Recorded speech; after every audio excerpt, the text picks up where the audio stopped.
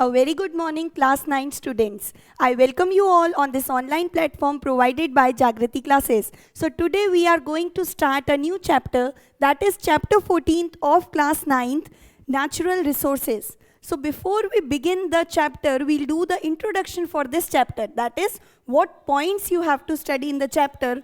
So beginning from the name of the chapter itself, Natural Resources. What do you actually understand by the term resources? And these resources may be natural or man-made. So let's start defining the term resources first. So resource can be anything, any substance which is of importance to us. That substance would be termed as resource here. So resource is what? Resource is any substance which is useful to us. Us means useful to mankind. So this would be termed as resource. And then you can classify this resource into two kinds. That is, on the basis of the source of resource. So we are classifying resource into two categories. One would be natural, one would be synthetic or man-made resources. And these are based, the classification is based on what? The criteria here is on the basis of the source from where you are obtaining that particular resource. If you are obtaining the useful things from nature, then such resources would be termed as natural resources. Okay? And if we are obtaining something which is not obtained directly from the nature, but we use the raw materials from nature and then we convert them, we transform them by doing on the substance some industrial processes, and after processing we get the useful substance. So here those kind of resources would be termed as artificial resources. You can call them to be artificial, you can call them to be synthetic resources, and then they can also be called as man-made. Okay? So man-made term is clearly signifying that such kind of resources which are not obtained directly from the nature. In turn, what we are doing, let's say, for example, natural resources what we directly obtain from the nature. In nature you have plants, animals and humans or microbes. Okay? So these all components are the natural component. So whenever we are obtaining, I take an example of cotton here. So if I am obtaining the cotton from the cotton plant directly and using this cotton which I obtained, the raw cotton which I directly obtained from the plant, if I am using this, then it would become a natural resource, because resource is something which is useful to mankind, which is useful to humans or any other animal organism. And when the resource is obtained naturally, then it is termed as natural resource. But if I talk about clothes here, then clothes are not natural resource, okay?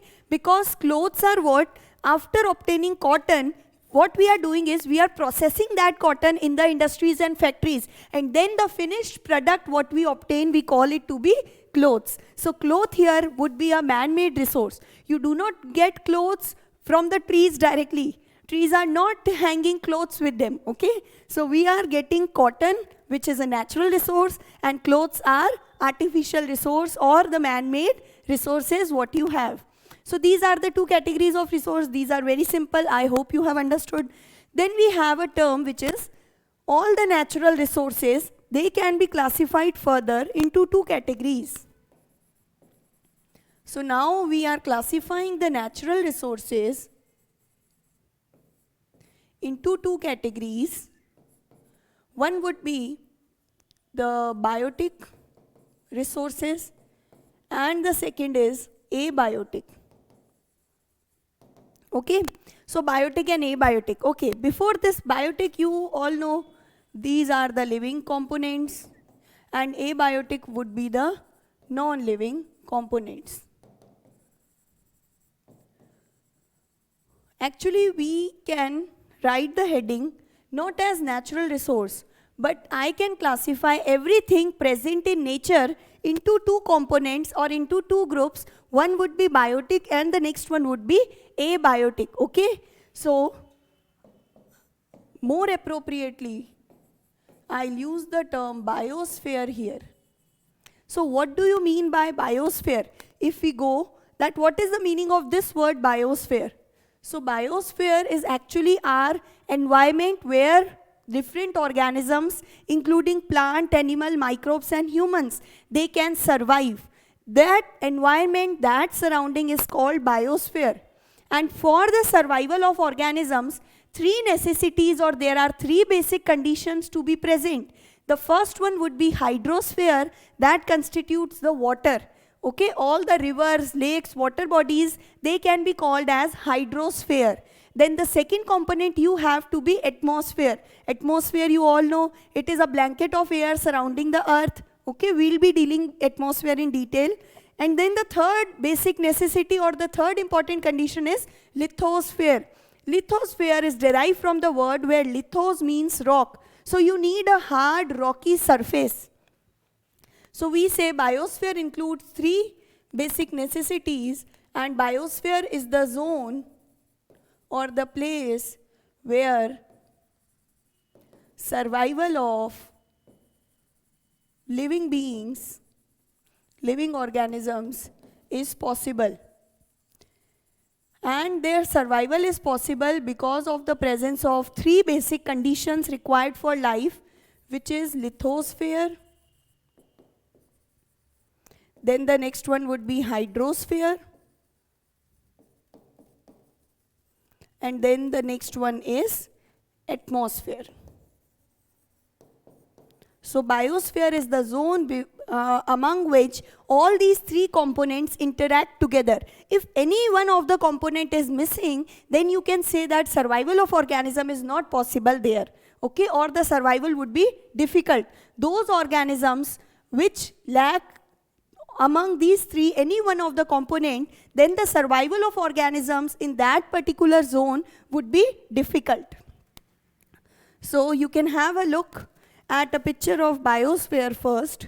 See, this is biosphere. Biosphere is a zone where hydrosphere, which is the water component, atmosphere, which is the air gaseous component, and lithosphere, which is the rocky component, the hard earth crust, where all these three interact. This zone is called biosphere, and biosphere makes it, biosphere you can term it is a place or the zone where all the three components interact, and here the chances for survival of living organisms are maximum. And you can even draw it, or you can even represent biosphere like this circle is for hydrosphere. Then you have this circle which is for lithosphere, and then you have one more circle which is for atmosphere. So what is the common region where all the three zones or all the three different components are interacting? As you can see, if I color this zone, then at this zone all the three components are interacting with each other. So this zone becomes your biosphere. Okay, so this is biosphere. Now we were dealing with the components of biosphere. So biosphere, you can have two components. First one would be the biotic community or the biotic components, which are the living components, and abiotic means non-living components. Giving you an example of biotic. Biotic means all the living components present in the biosphere, that is plants, then you have animals, then you have humans, and then you can have different categories of microbes. So all the living components present in the environment or present in the biosphere are termed as biotic components, and these are the examples of biotic components. Now moving on to the abiotic components. So for an example, now the abiotic components would be what? They would be air, then you have water, soil, okay? Earth's crust, that is the rocky part. So these all are the abiotic component. And in this chapter, you have to study in detail about these abiotic components. And these abiotic components are what? These can also be referred to as the natural resources. So in this chapter, under the heading natural resources, we'll be dealing in detail with air, water, soil, etc. And this chapter is a very basic chapter, or everything you know, okay? Some important terms, that is when we'll be doing the biogeochemical cycles, including the carbon cycle. Then there is first one is water cycle, it is well clear. Then we'll be doing carbon cycle, oxygen cycle. So these are very simple. You just have to understand. I'll explain each cycle here. And then we'll also see how we can draw the cycle. Okay. So we'll be doing that. Topic is important. But rest all is very basic. So we'll be covering this chapter quite fast. So now we have different components of biosphere. First one is biotic, which are the living things, and the next is abiotic, which are the non-living things. In the biotic community, you have plants. These plants are known as producers and autotrophs. You all know why they are called producers and autotrophs, because the plants have capacity to make their own food using the process of photosynthesis. Then in the biotic community, next you have animals. The animals are called consumers or heterotrophs because they are dependent on food because for their food they are dependent on other organisms. Other organism may be plant or maybe other animals, and according to their food habits or on what source, what type of food they consume, they can again be divided into three categories, that is carnivores, herbivores and omnivores. Okay, so I know everybody knows what is the difference between carnivores, herbivores, omnivores.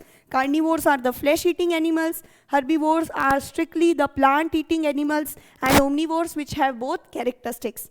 So the next which are present in environment, you can call them fungus. Fungus, you can basically call them microbes. They may be decomposers or detrivores. Okay, now moving on to the abiotic community. In the abiotic community, you have the abiotic resource like air, then you have sunlight, then you have soil. Soil means what? Land. So you can either refer it to be soil or land. Then you have one more resource which is temperature, and you have water.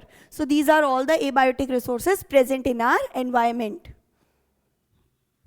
So now we'll be starting with the topic air. The topic is very beautifully given in your books, that is the breath of life, air. So you know air is of immense importance.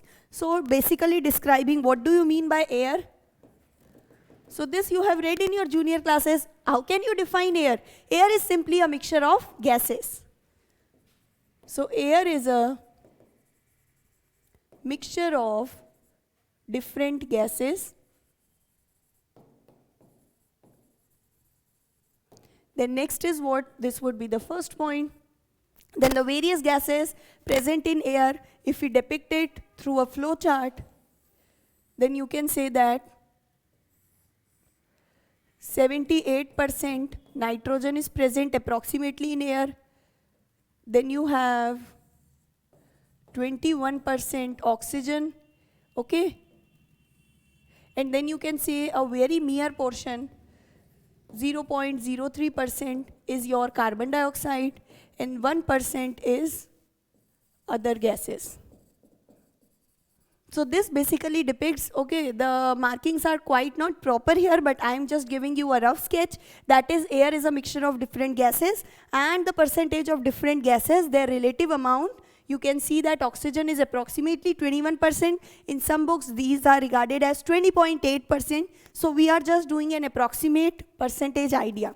So oxygen is 21%. Nitrogen is present in huge amount, that is 78% of total air volume is nitrogen. Then you have 0.03%, that is a very mere, a very smaller amount of carbon dioxide, and 1% is other gases. So this is basically the composition of air. Now next what you have is, so I have told you the composition of air, that is the percentage of air. Then the third point would be, we know that oxygen is 21%, okay. Then what is the use of oxygen? Why oxygen is of immense importance? So talking about the importance of oxygen. So one importance of oxygen would be, it is useful in breathing. This we all know. So useful in respiration, or we can say useful in breathing and respiration. Yes, breathing and respiration are two different processes, okay? You will be reading in detail in your higher classes. Just remember, breathing means inhalation and exhalation. That is, taking in oxygen and releasing out CO2 is breathing. But respiration is not just that. Respiration involves breathing, that is, you inhale oxygen, you give out carbon dioxide. But with this, when you are referring to the process of respiration, then you also include one more thing. That is the oxygen which you have taken in. This oxygen is used for breaking complex food particles into simpler. Okay? So the oxygen which is present in the air, it is useful in breathing and respiration. Then the next point would be, what is the other basic use of oxygen? So oxygen is useful in combustion. Without oxygen, combustion process cannot occur. Combustion is what? Burning. And combustion is burning something in the presence of oxygen. So if oxygen would be absent, no type of combustion would occur. Then the fourth important point which you have to study in air is, you have such less amount of CO2 present in the air as a whole. But then also we know that day by day there is continuous increase in the levels of carbon dioxide gas. And due to this continuous increase in the levels of carbon dioxide, what is happening? You know, its adverse effects are global warming, greenhouse effect, okay? So we'll be seeing that carbon dioxide is present in very less amount, but then also, but still, it has adverse harmful effects on our environment. And the fact that to control these adverse effects, our nature also has certain mechanisms. That is, carbon dioxide is, you can say, fixed by certain processes, okay, by certain natural processes.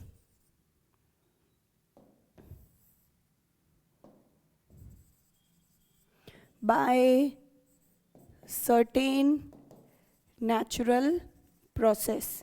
And what are these processes by which the carbon dioxide which is present in the air or in the environment, it is getting fixed? Fixed means the carbon dioxide is being used up to reduce its amount further in the environment or in the air. So what are the two processes, or what are the certain processes by which carbon dioxide can be reduced in amount, that is, its amount in the air is being controlled? So the two processes responsible for this is, the first process, if you all know, is by photosynthesis done by the plants. So when the plants do photosynthesis, they require sunlight, then they require the raw materials, carbon dioxide and water. So green plants, they make their own food by the process of photosynthesis, and for this they require the use of carbon dioxide. So when green plants use carbon dioxide, then in turn they fix or they reduce the amount of carbon dioxide in the environment. And the next use or the next method to control, to fix carbon dioxide is the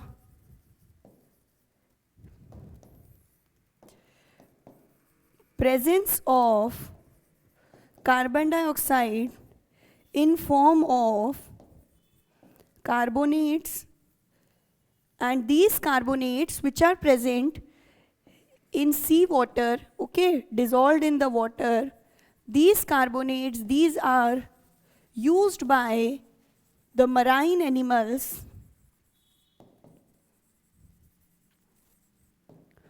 to form their shells.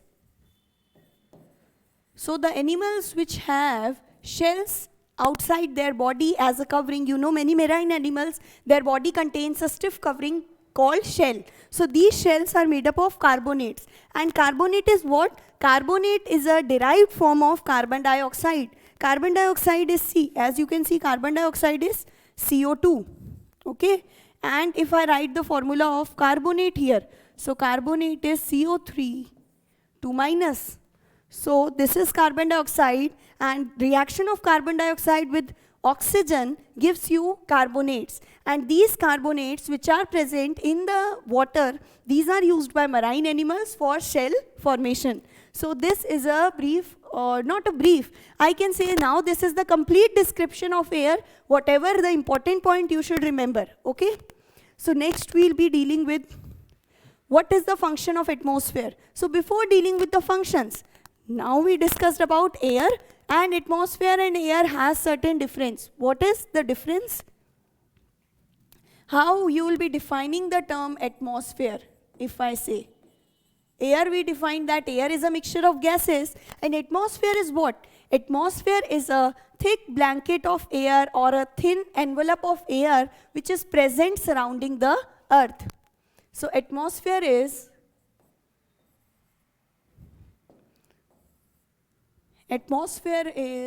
the blanket of air surrounding our planet Earth, surrounding the earth. That is, if you consider this to be the earth, then outside the earth you have a blanket of air, and this layer of air which is covering the earth as a whole from outside, it is called as atmosphere. Okay, so this is atmosphere. Now you should know the functions of atmosphere, because you can get a question from this. So what are the functions of atmosphere? This thin blanket constantly shields the surface of earth and its inhabitants. Inhabitants means the people which are residing inside the earth, we humans and animals and plants. So this atmosphere, it constantly shields. Shields here means protects. So you can say the layer of atmosphere protects us from the dangerous UV, which means ultraviolet rays, which are coming from the sun.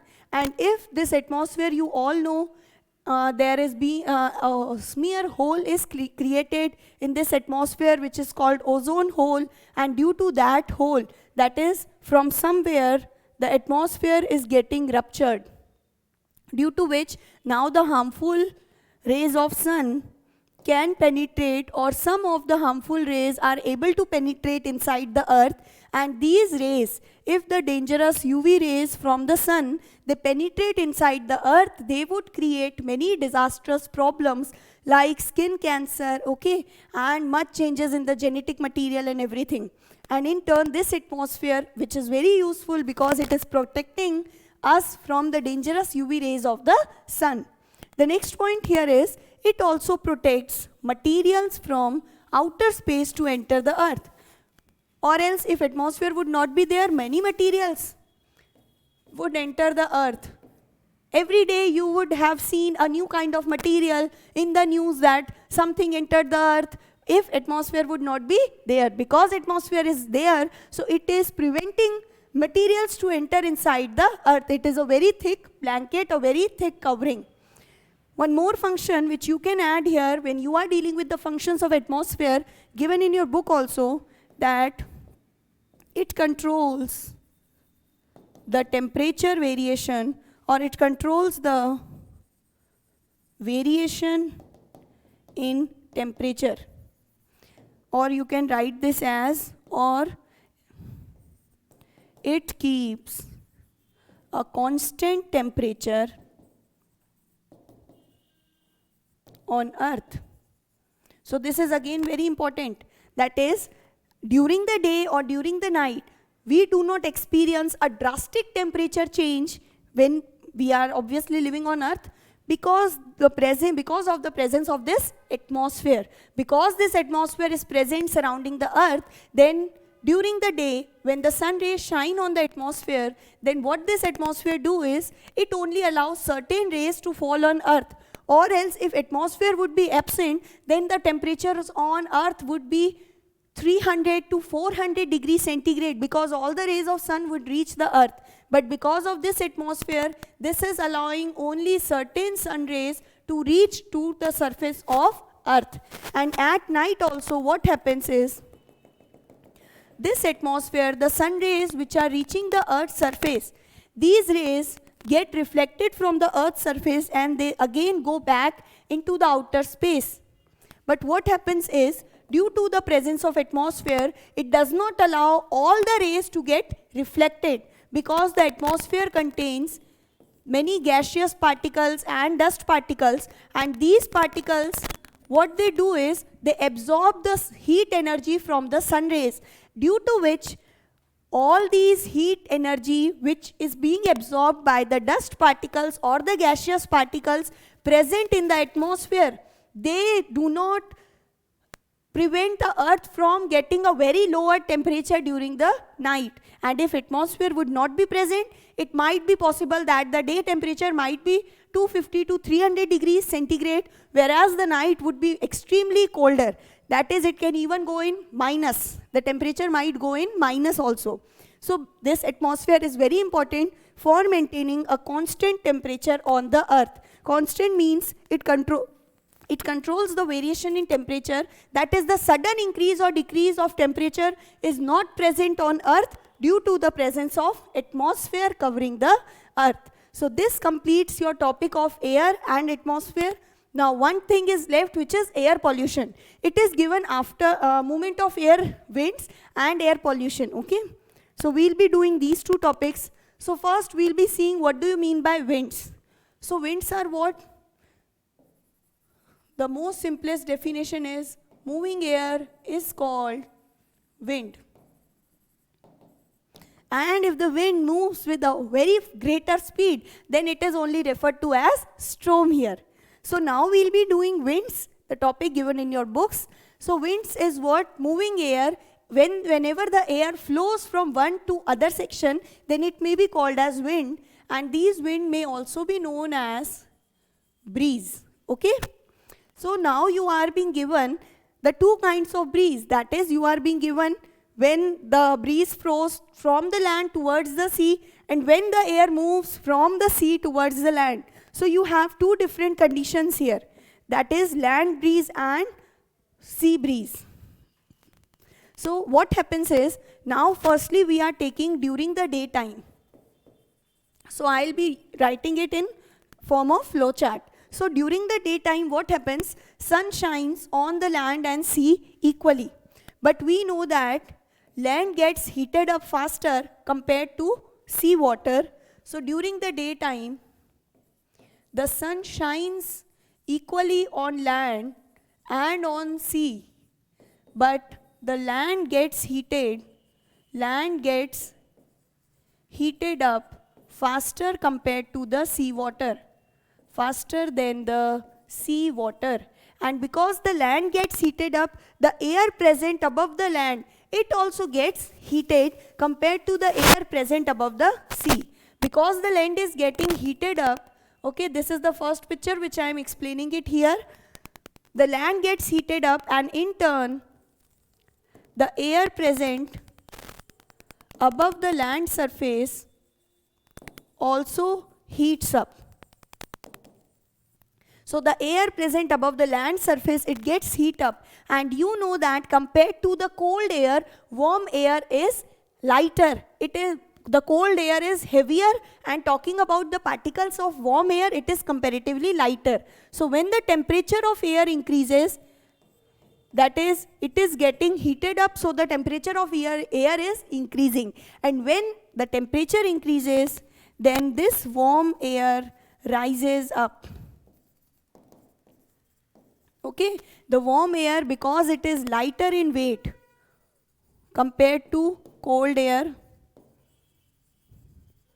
So this warm air being lighter in weight and it has an increased temperature, so it rises up. And when this air rises up, then what happens is, near the sea surface, an area of low pressure is created above the sea surface. So above the sea surface, you have here a low pressure area. And on the land, because all the air has risen up, then because of the presence of such dense air, all air particles are present at the above surface of the land. So in turn here, a high pressure area develops. Okay, so this high pressure area develops above the land and a low pressure region is created above the sea. So what happens is, now the air moves, now the warm air, it moves from high pressure area towards the low pressure area. That is, it moves from the land area to the sea area. And when this warm air, it would move from the land to the sea. Here this warm air is moving from the land surface to the sea surface. In turn, the cold air which is present at the sea, it would be forced to move towards the land. And this air which flows from the sea towards the land is colder, and this is known as sea breeze. So this is a kind of wind which is being generated. Wind is what? The movement of air or the movement of air currents from one area to the other area. So during the daytime, this sea breeze is being created, and this sea breeze means movement of air from the sea towards the land. And this air is having a lower temperature, that is, it is colder in nature. So this gives you an idea what happens in the daytime. Now just reverse of it appears in the night time. That is, during the night, what happens? We'll again be writing this in short. So during night, as you can see, the land gets heated up faster, and in turn it also cools faster compared to the sea. So during the night, the temperature of land gets lowered. That is, land gets cooled up very fast. And because the land gets cooled up, and compared to the sea, the temperature of the sea is high compared to the temperature of land, then the air above the sea would be a warmer air. So warm air, as you know, the warm air above the sea would rise up because it is lighter in weight, and now a region of high pressure would be created here. This would be a high pressure area, and the land becomes a low pressure area. So from the sea, this warm air, it shows a transition towards the land, and hence the cold air, the cool breeze from the land move towards the sea. And this phenomena is observed during night. So warm air from the sea, this sea is a high pressure area. It flows, the warm air from the sea flows towards the low pressure area, which is your land.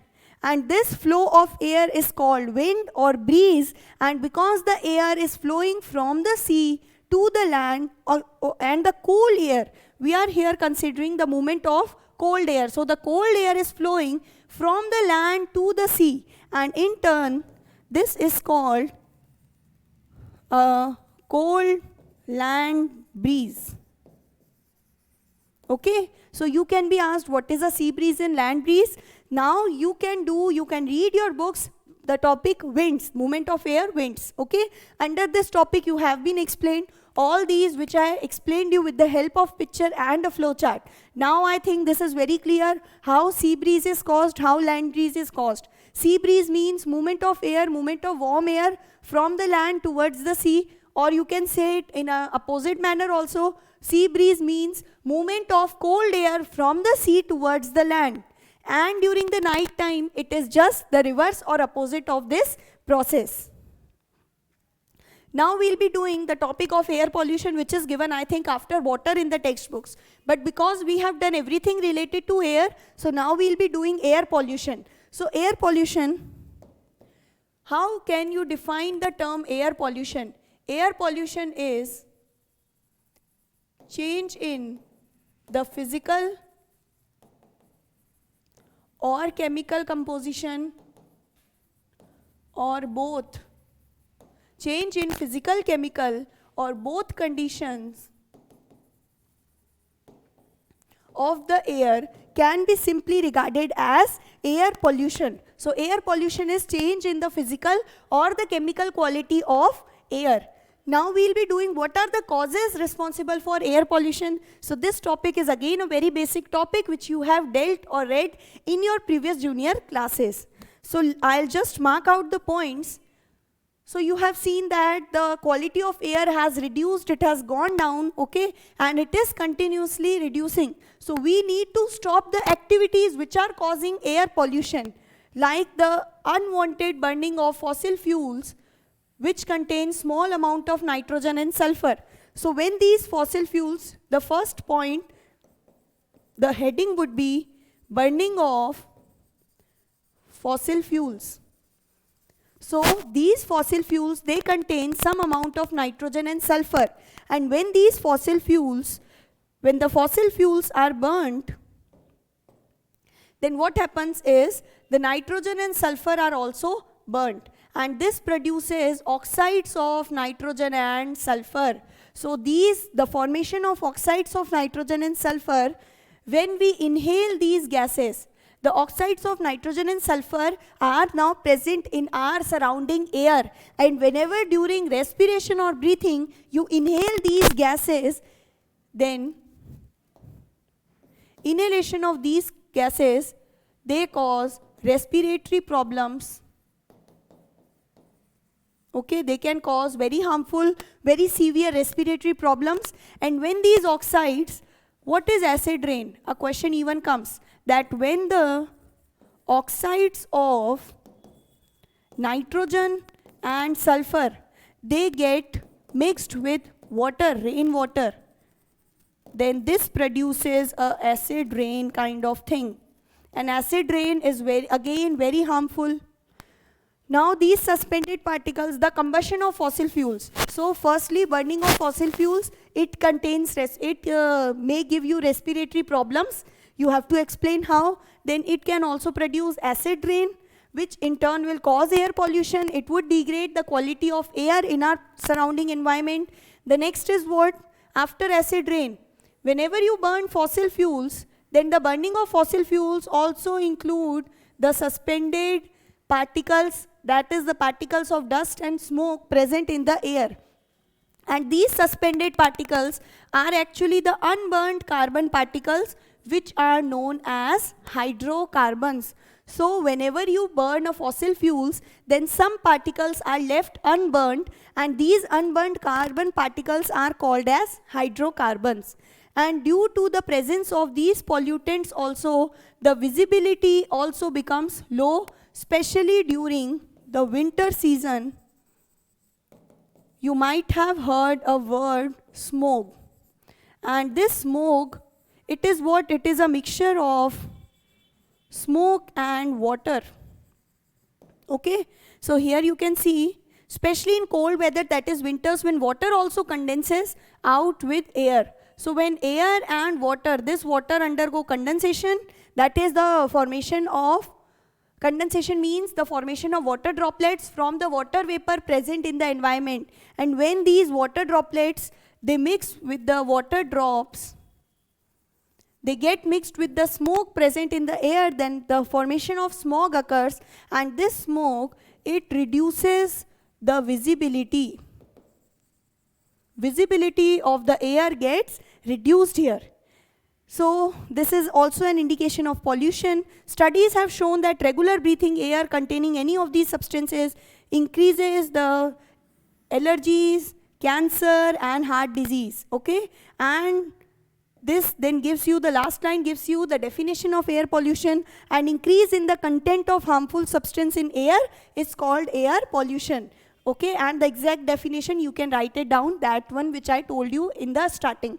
So this completes our topic of air. Now from the next we'll be starting, the topic is how are clouds formed. That is, you should know a basic idea of water cycle. So we'll be doing water cycle, and then we'll be continuing with the remaining topics of water, what causes water pollution. You will be getting basic questions, that is, what is air pollution? What are the cause of air pollution? You can write these.